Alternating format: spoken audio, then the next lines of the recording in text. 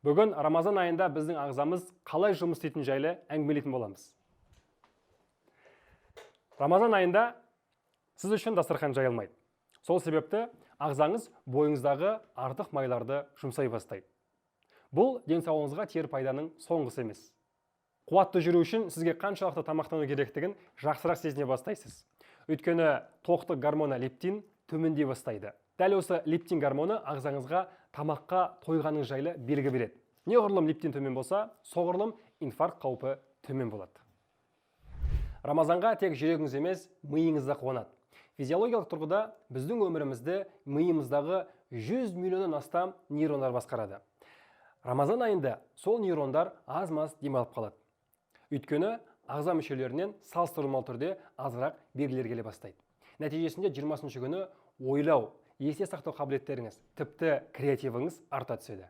Оған қоса, әйелдер қауымына жақсы жаңалық бар. Рамазанда тері жақсара түседі. Ораза терінің құрылысына әсер ететін ағзадағы қант мөлшерін төмендетеді.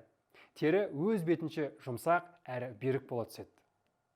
Алайда ең бастысы, ағзаңыздың емес, жаныңыздың құбылыстары әлдеқайда маңыздырақ. Рамазанда біз жанымызды көркейтумен болсақ, Алла тағала біздің ағзамызды көркейтеді.